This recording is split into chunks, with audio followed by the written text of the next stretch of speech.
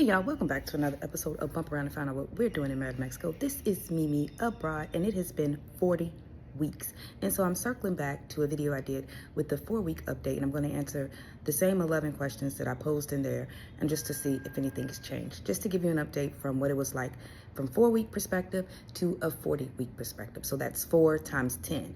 So 10 or 4 weeks of being here. So 40. Okay, so let's get into it. Number one question, do we feel safe?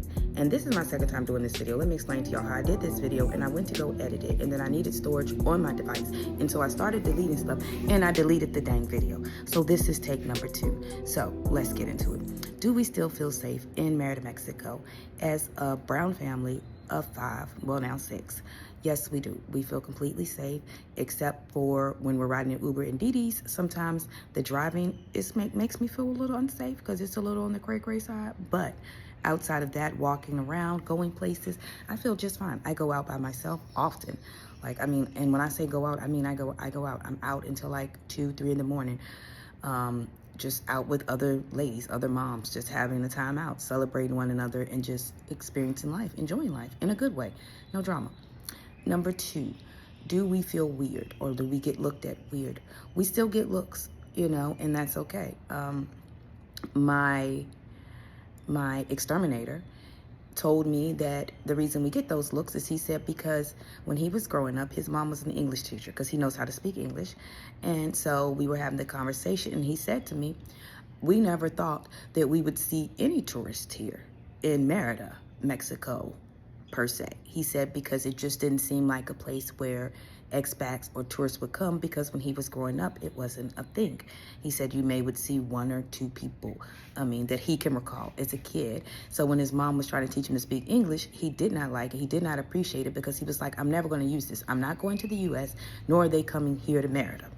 And now, fast forward all these years later, he has a successful extermination business, cleans sofa, cleans ACs, and he does that for a lot of expats because there are people that don't that only want to use him because he does speak English, so they understand the services he's getting. And for me, I'm open. I'll use someone that speaks English or Spanish. It's just as long as you give the quality of service. But some people do have a preference. I'm in Mexico, so I never was expecting someone to be able to speak English to cater to me because, again, I came to Mexico, so I should know Spanish, and so I'm working on that. But he did tell me that. So he said, so if we look at you, it's not because it's a disrespect. He said, we're just curious. And he even mentioned that the state of our hair makes them even more curious, in which I also know that's true because I call her my little niece. But I was doing race hair the other day, and she asked me, she says, Auntie Mimi, she says, why is race hair like stuck like that? Like how is the piece so big, the strand so big? And I had to explain to her that the curls are just, connected, locked together. That's why they're called locks. And she still looked like she couldn't really wrap her head around it. But it was, it's just one of those things. So we do get asked if, our hair can get touched. That's common. That's probably, once or twice a month, maybe. Not a big deal for me because I don't get offended by it because I know it's from an honest place of curiosity and adoration, opposed to where someone is just, being weird. But if that's something that you don't get down with, because everybody doesn't ask, because there have been plenty incidences where I've looked and somebody was reaching and putting their hands in one of my kids' heads. Not mine, but the kids. They won't really reach and just touch your head, but they will touch the kids' heads really fast without permission. So just something to note that you're familiar with, that does happen. So if that's something you get offended around, I would just kindly suggest you remove a fence around it or just keep your head covered. Yeah. Anyway, moving on. Do we speak Spanish yet? We speak a little more Spanish than we were speaking when we last had this conversation 36 weeks ago. Learning Spanish is a lot more challenging than you think, or at least that I thought being here and being immersed in it, that I would become fluent so much faster. You couldn't have told me I wasn't going to be fluent by now, like 10 months in. Like, oh, I'm fluent now. I'm struggling. But I am making the efforts. I am doing classes. I am working with my Mexican friends. I am learning new phrases on my own. I am learning new words every time I have an interaction with someone, just so I can get it together. So if you're planning to make a move to any country that speaks a different language, and you know this years in advance, immerse yourself in the language and learn the language before you go. It just makes all the sense. It's going to improve your experience. Like, I know knowing Spanish would really change how I experience Mérida, Mexico. It would give me so much more of a cultural experience, so much more lifestyle, so much more, just everything. I know that I'm missing out not fully knowing Spanish. And I'm not going to sit here and act like it doesn't change the experience. So learn Spanish if you're coming to Mexico. If you're going to Korea, learn Korean. If you're going to Japan, learn Japanese. China, just whatever you need to learn, Mandarin, whatever. Wherever you're going, learn the language. So that way you can fully immerse. You don't have to depend on Google Translate because it will mislead you. And it's hard to use Google Translate or any of those things when you're on the phone. Like, even if you try to hold another phone up to it, it doesn't work successfully. So just learn the language as soon as you can. If you have to come without knowing the language, just be committed to working on learning it while you're here. Just my advice. You do not have to take it. What we do differently? The same thing I said before is we would have done it sooner. Just because, it just makes the most sense. This is the best I felt emotionally and spiritually since I've been alive. Or since a young child anyway, before my trauma began. So to have that and realize that it's something that you can attain again, that certain level of joy and peace and comfort and security that you had lost, unmatched. How's our healing going? That was question number 5. Our healing is a process, right? Like, we came here, I came here with 36 years of trauma. I was 44, but I remember my trauma starting at 8 years old. So, we came here, I came here with that. And I'm not going to get rid of 36 years of trauma in 10 months or 40 weeks, not even 10 months, 40 weeks, 9 months and one week really. So I had to just give myself grace and space, and there are things coming up that I had forgotten about, that I hadn't acknowledged that I'm having to deal with, and that's okay. I'm just letting myself go through the process. I'm not judging anything. I'm not denying anything. I'm just observing what's within me, and I know these are all things that has been keeping me in this bondage and stagnant and living a life, below the standards that I want to live. So the healing is a process, and we're working through it. And I hope that wherever you are, you're working through your healing process. Even if it's not abroad, I hope you're finding space to allow yourself to heal, because it definitely takes space. It takes space. All right, moving on. Do know who we are now. Oh, I mentioned that when we got here, it was almost like, I was more so speaking for myself. I was saying how I really felt like I almost didn't know myself, because I started to think about things and have desires and things that just were new. And I think that's still true. Like, I know who I am at the core of me, but there are still so many parts of me that I'm learning and I'm discovering that I didn't know were even there or that still existed. I realized a lot of pieces of me I pushed down and I suppressed because I felt like they would never be able to be realized. And so now I get to know me fully and be myself. 100%, my authentic, genuine self. All right, what do we eat? We still eat a lot of everything. Our palate has broadened. River's palate has broadened, so I'm thankful that he eats baked chicken now. He complains about it, but he eats baked chicken now. I can get him to eat fish if I cut it up into like nugget shapes. And he knows it's fish. Sometimes I try to tell him it's chicken. And then he'll say, "This chicken tastes weird, Mom." So then I'm just like, okay, it's not chicken, it's fish. But just eat it, baby. It's good. And so we eat. If you're coming and you're going to be in the Monte Cristo area, my favorite taco stand right now is El Tio. El Tio Tio. And it's beside a fruiteria. And, oh my gosh, they're only open from 7 a.m. to 1 p.m. And I know when we're walking some mornings, we just walk there, because it's so good. And I would recommend trying the taco de pavo negro. And that's the taco that's a staple here with the black negro sauce on turkey. So, negro sauce is black. okay, black sauce on turkey. And it does usually come with like a little slice of boiled egg on it, but delicious.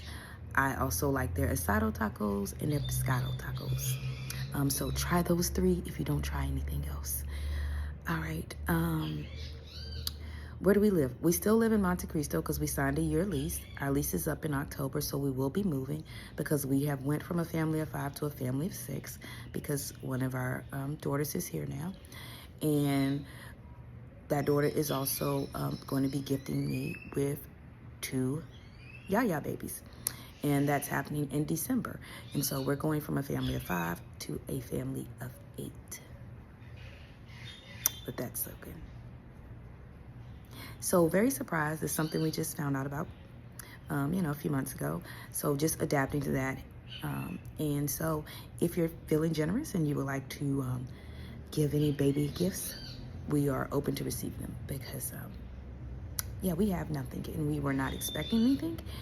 And these little ones will be here in December. So yes, that's where we are. So we will be moving out. We probably will not stay in the Monte Cristo area unless I find another house in this price point that's larger, because we definitely will at least need 4 bedrooms. This is a 3-bedroom, and we're currently paying 22,000 pesos, which for me is it's okay. I think of that as being relatively high, but this is an area that costs more to live in. So you have to decide. Some people don't think that's high. Some people pay more. We are looking at a house that's 30,000 pesos, only because it checks off pretty much everything we've been looking for since we've been here. It would actually give me an event space, give us an office, also give us a 1-bedroom apartment in the back of our home that we can have for, like if another one of our children needs to come live, or if the one that's here with us, when the babies are big enough, if they don't want to be in the same house with us. And where are we going to move? I have, that house is probably like 15 minutes. It's still going to be north, but more northwest. So I don't know if that's where we're going to end up because I haven't heard anything else from the landlord yet, but we'll see. But we have until October to make a decision, so I'm sure we'll know by the beginning of October. How do we get around? We're still relying on Didi and Uber. We do not, Didi being DIDI, and then of course the regular Uber that you know, and you can use InDrive as well. I just haven't tried InDrive yet. I heard that you do just need to have pesos on InDrive, which is just good to have pesos, period. But we still rely on Didi and Uber, and for the most part, they're reliable, they're good. We haven't had any problems, except, again, like I said, some of the drivers do not drive like they've had any driving experience or licenses. I mean, they do run stop signs. That's a real thing. You will notice that there's not a lot of stopping at a stop sign. They will pull in the middle of traffic, and so you will be exposed to possibly being T-boned. It's just a normal thing. That's what riding in cars here is like. My mother-in-law did not like it, and she also didn't like that all the cars were small, and I explained to her that gas is expensive, and they're doing a ride-share job, which does not pay a lot. I wouldn't be driving a large car either. If you want a large car, then you have to order the Uber XL, which they are here in Mérida. They are very limited. Like it's a toss up. It's a toss up. It's a 50-50 shot of getting an Uber XL. Actually, I would say it's probably a 70-30 shot. More on the 70 being not getting an XL, and 30% when we try to order one, we get one. So for the most part, we're always using 2 cars. And now that we're going to the size we're going to, I mean, while they are small, we could still do an XL, but once they're bigger, we still would always need 2 cars at least, which would hold the 8. So that's how we get around. We have no intention of buying a car. I just don't want the headache. I do not want to even attempt to drive here, just because, like I said, it's a little cray-cray. And if you get in an accident here, you pay for that accident that day. And so I just don't want any of those burdens on me. I don't want to worry about maintenance of a car, all those things. So we're just good with that for right now. That could change. This is just how I feel still at 40 weeks. What do we love most? What I love most about Mérida, Mexico is the people. The people, the peace is unmatched. And this is actually one of my soul homes. I went on AstroClick Travel, and I did my soul astrology chart, home chart, and Mérida, Mexico came up as one of my soul homes. It also told me I should have never lived in the U.S., that where I lived in the U.S. was a place that would only incite trauma and harm to me, and I would never thrived there. Like it broke it down, and everything it said was true. It said Mérida was one of my soul homes, Chiang Mai, Lisbon, Portugal, Cape Town, Africa, Bali. I had a few soul homes that really would align with who I am spiritually and where I desire, or who I desire to be. So that's what I love most. I don't feel the weight of being brown. I don't feel nervous when I interact with police, nor do I feel threatened. So it's just a whole new landscape of living, and we love that. And I have peace when my boys are, out, because I know they're not going to be gunned down just for being the color they are. Period. And are we still shocked about everything here? Still no shock. Like I said, we did our virtual research thoroughly. Like daily, I watched hours on Mérida, Mexico, whether in English, Spanish, expats, locals, tour guides, just everything. I felt like I knew Mérida inside and out before we came, and we didn't even do a scouting trip because we didn't have the time or the resources. So we just came sight unseen. And I'm not disappointed in any way whatsoever. Has been one of the best decisions I've ever made in my whole life. So here's a plug. I am on TikTok, and I go live daily on TikTok, 8 a.m. to 10 a.m. Mérida Central Mexico time.